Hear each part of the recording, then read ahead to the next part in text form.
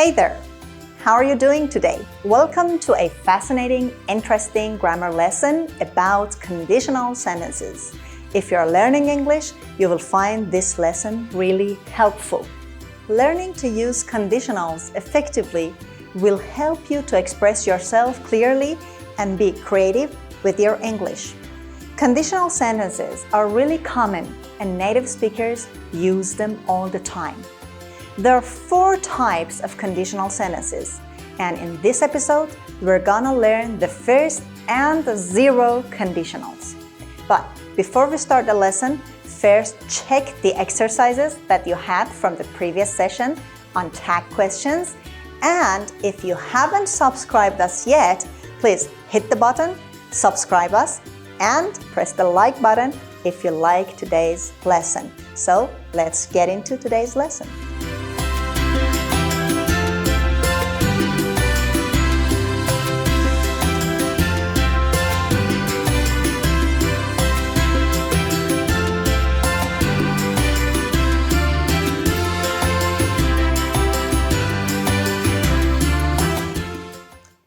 همونطوری که در آغاز درس براتون گفتم، امروز میخوایم در مورد conditional sentences صحبت کنیم. خب اصلا چی هستن این conditional sentences؟ conditional یعنی شرطی، جملات شرطی. و ما 4 نوع جمله شرطی داریم. They are called 0 conditional, first conditional, second conditional, and third conditional. خب پس از 0 داریم و 1, 2 و 3. من این 4 تا conditional رو در 3 جلسه براتون به طور جداگانه توضیح میدم. چرا؟ چون خیلی شبیه همن ولی کاربرداشون و اون تنس ها، زمانهایی که استفاده میکنیم با هم فرق دارن. پس هر 3 جلسه رو لطفاً دنبال کنید کامل تا بتونید که توی این قضیه کاملاً مسلط بشید و یاد بگیرید. و در ابتدای درس گفتم کاندیشنال ها جملاتی هستند که خیلی رایجن. They are very common and native speakers use them all the time. و یک native speaker، کسی که زبان مادریش در واقع زبان انگلیسی هست، همیشه از کاندیشنال استفاده میکنه.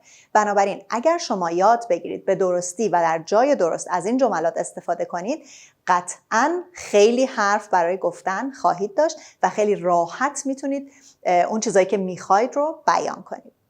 Now, today we are gonna start with 0 conditionals. 0 conditionals are also called factual or real conditionals. We use them to talk about facts, habits, rules, and to give instructions that are the result of something else when something happens. For example, I say, if this happens, this is the result. خب پس 0 conditional ها جملات شرطی 0 که در واقع ما بهشون شرطی واقعی هم میگیم یا شرطی که در واقع جزء اتفاقاتی هست که لازم و ملزومن. It means that if it's a fact and if something happens that is always true. خب مثلا چی؟ وقتی خورشید بیاد بالا هوا روشن میشه دیگه. همیشه این اتفاق میفته، نمیشه خورشید طلوع کنه و هوا تاریک باشه. یا اینکه خب وقتی که شما به یخ حرارت بدید، یخ رو گرما بدید، چی میشه؟ آب میشه. محاله که شما یخ رو بذارید و حرارت بدید و آب نشه. پس همیشه اتفاق میفته. این یک فکت هست.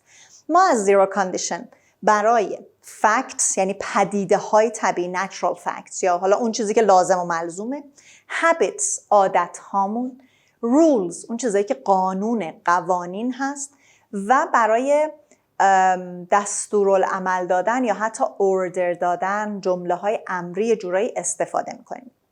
قبل از اینکه کامل واردش بشیم دقت کنید که وقتی حرف شرط میاد همیشه تو شرط چی نهفته است؟ یه کلمه به ذهنمون میرسه چی؟ اگر. if. So if is the very important part of conditional sentences. And each conditional sentence consists of 2 parts, as you can see. One part is called the if clause or the condition clause. خب پس هر جمله شرطی 2 قسمت داره، 2 بخش داره. بخشی که توش if اومده بهش میگیم if clause یا بندی که if داره، یا condition وقتی میگیم اگر اینجوری بشه، اگر این کارو بکنی، این شرط هست دیگه، پس بهش condition clause هم میگیم. And the next part is the main clause or the consequence clause or the result clause. یعنی جمله اصلی اگر این بشه خب چی میشه، چه اتفاقی میفته؟ result clause، جمله نتیجه بند نتیجه. You can use the either part at the beginning or in the end. It means if clause can appear at the beginning or it can appear at the second part. مثالمون رو ببینیم. If you heat the ice, it melts. اگر یخ رو حرارت بدی، ذوب میشه. It refers to the ice. The ice melts. خب داریم میبینیم که پس اینا لازم و ملزومن، همونطور که گفتم نمیتونیم یخ رو حرارت بدیم و آب نشه. حالا جای این دوتا میتونه عوض بشه، یعنی بگید ice melts if you heat it. پس جاش اگه عوض بشه هیچ فرقی نمیکنه، معنی جمله یکسان هست. خب تخته رو پاک کنم، براتون یه سری مثال بنویسم و بگیم که چجوری باید این جملات شرطی صفر رو شکل بدیم، فرمولش چیه. با من همراه باشید.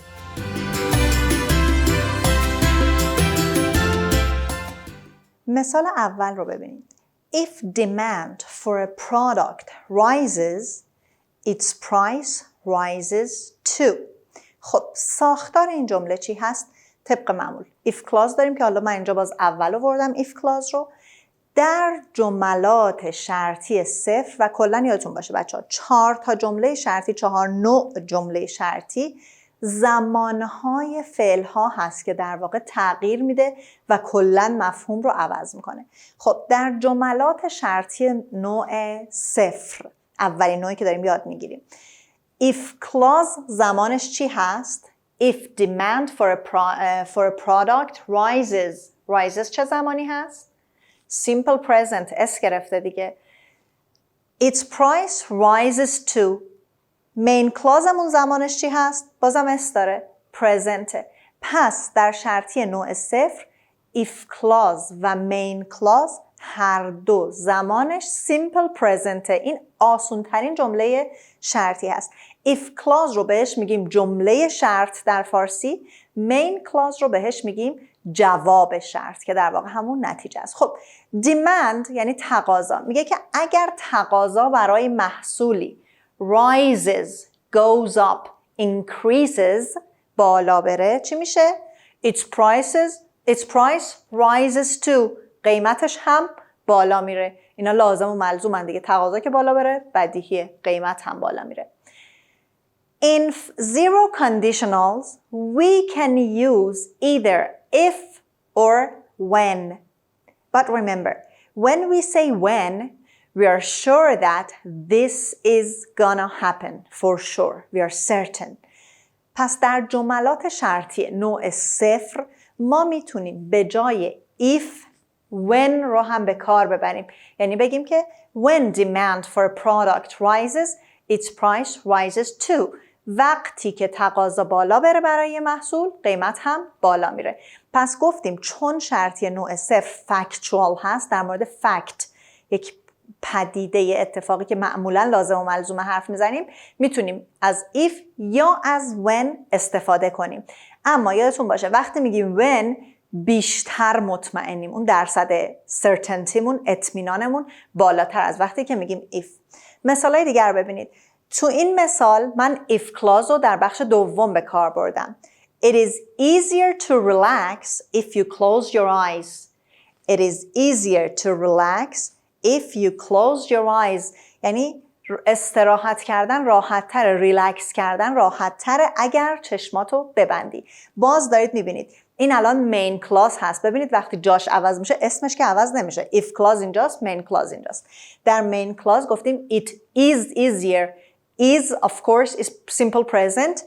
Close your eyes. Close is simple present. تفاوت نوشتاری این دوتا رو با هم فهمیدین؟ یک کوچولو نگاه بکنید، دقت کنید، ببینید که if که اول اومده، اگر if clause اول بیاد یا if clause در قسمت دوم بیاد، چه تفاوتی این دوتا جمله با هم دارن؟ گفتم معنیشون فرق نمیکنه. اما if is a conjunction. conjunction چی بود بچه ها؟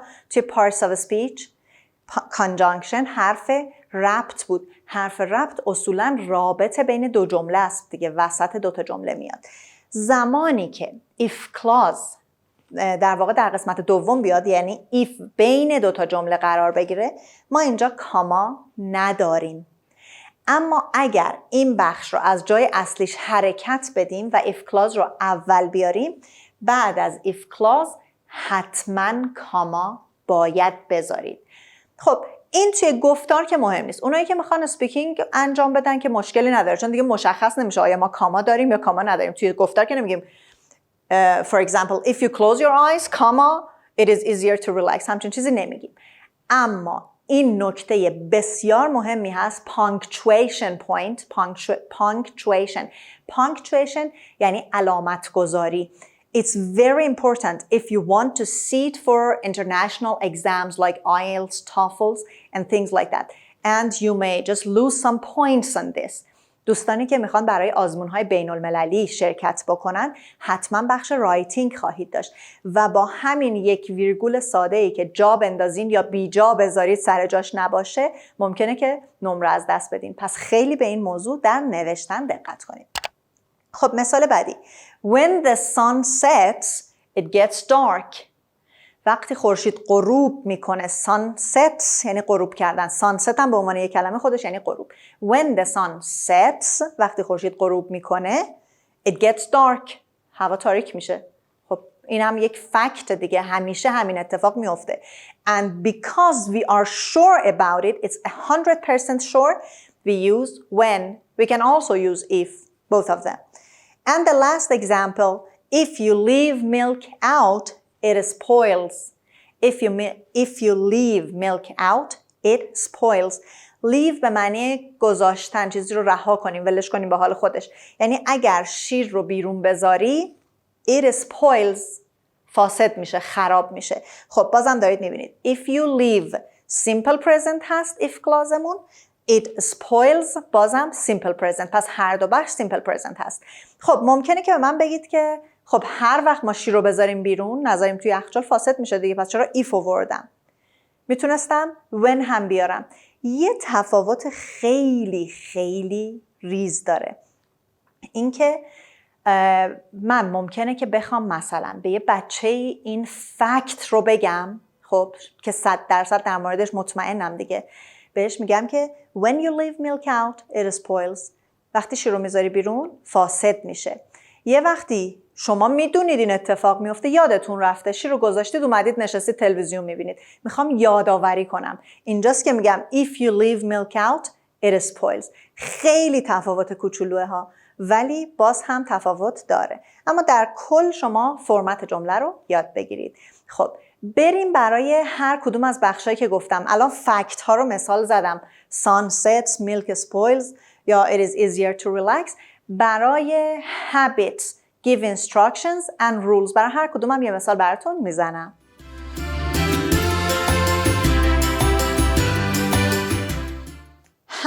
habit به معنی عادت هست. If it's hot, I go to the beach. مثلا حالا اگر شرایطش فراهم باشه، لزوما میگم اگه هوا گرم باشه میرم ساحل، میرم دریا، میرم جایی که خنک‌تره دیگه. Or I don't know, I go to the mountains for example.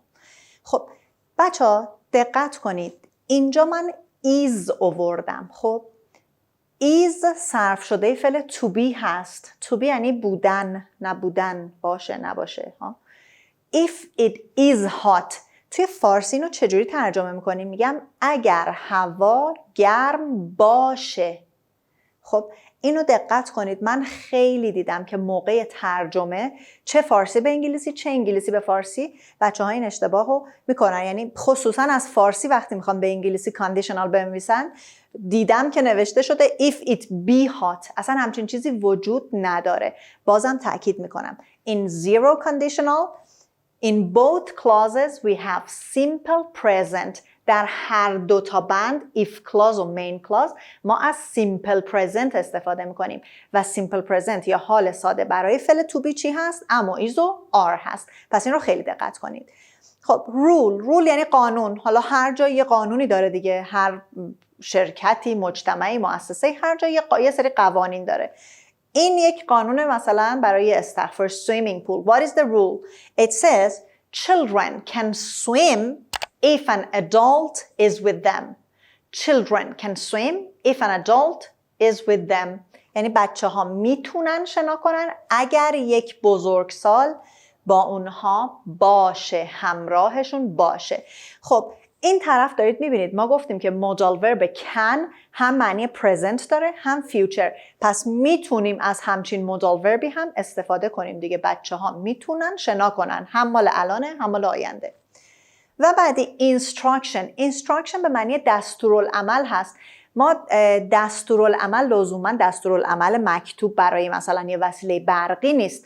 در مورد هر چیزی که به کسی بگیم این کارو بکن اون کارو نکن، این به نوعی دستورالعمل هست. instruction. If it is cold, light the fire. If it is cold, light the fire. خب اگر سرد باشه، اگر هوا سرد هست، آتیش روشن کن. light the fire. And you can see here, to give instructions, we use imperative sentences. imperative یعنی چی؟ جمله امری اینجا به کار میبریم، چون جمله امری هم زمانش حال هست، یعنی اینجا دیگه فاعل نداریم. If it is cold, light the fire. خب بریم سراغ شرطی نوع اول. The first conditional sentence.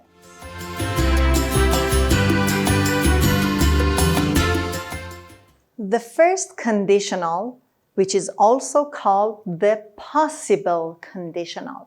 خب جملات شرطی نوع اول چی هستن؟ بهشون possible conditional هم ممکنه که گفته شه، شاید بشنوید جایی. جملات شرطی نوع اول جملات شرطی هستند که امکان یا احتمال وقوع چیزی رو در آینده به ما بیان میکنن. یعنی یه چیزی احتمال داره که اتفاق بیفته، امکانش هست. We use the first conditional to talk about a possible future or present result, okay? Future or present result that might happen or might not happen. ممکنه اتفاق بیفته، بازم تاکید میکنم، یا ممکنه هست اتفاق نیفته، اما امکانش وجود داره. خب مثال ببینید، مثال اول رو ببینید. If I see her tomorrow, I will speak to her. خب یه جمله اولیه اینجا تو ذهن ما هست. For example, I often see her. خب من اغلب اونو میبینم، حالا اون هر کسی که هست. I often see Sarah on my way home, on my way to work. اغلب میبینمش. پس احتمال اینکه فردا ببینمش هم هست دیگه، این امکان وجود داره چون اغلب میبینمش. با توجه به اون امکانه من دارم میگم چی؟ If I see her tomorrow, I will speak to her. خب خودتون به من بگید ساختار شرطی نوع اول چی هست؟ In if clause we have, yes, that's right, simple present. And because we are talking about a possible, a probable future, in the main clause we use simple future tense. Usually with will we can say it. خب پس if clauseمون یا جمله شرطمون زمان حال ساده یا simple present استفاده میکنیم. در main clause یا جواب شرط یا جمله اصلیمون چی استفاده میکنیم؟ simple future از آینده ساده که با will معمولاً بیانش میکنیم. We can use the first conditional sentences to talk about predictions, پیشبینی, superstitions یعنی خرافات, plans برنامه هامون, promises قولمون, قول دادن, offers چیزی که offer میدیم به کسی یعنی براش انجام میدیم اون کارو میکنیم, suggestions پیشنهاد دادن, warnings هشدار دادن. Because in all of these cases there is a future result that might happen or might not happen. همه اینایی که نام بردیم، تمام این کاربردها به خاطر اینکه تو آینده میتونن اتفاق بیفتن یا اتفاق نیفتن دیگه. پس در همه اینا میتونیم از شرطی نوع اول استفاده کنیم. Look at other examples. I will not let them in if they are late again. As a teacher, for example, some students are always late. And today I say, I will not let them in if they are late again. خب همیشه دیر میان. پس حالا میگم راهشون نمیدم، اجازه نمیدم بیان تو اگه دوباره دیر کنن. چون این یه احتمال خیلی قوی هست دیگه. وقتی همیشه دیر میان پس خیلی احتمالش قویه که امروز هم دیر بیان و من دیگه راهشون نمیدم. Next one. If you don't eat now, you will be hungry later. خب اگه الان غذا نخوری بعداً گرسنت میشه. ممکنم هست گرسنش نشه ها، ولی این احتمال وجود داره. It is possible for you to be hungry later. خب این هم از شرطی نوع اول. یک بار دیگه همینجا جمع‌بندی میکنم.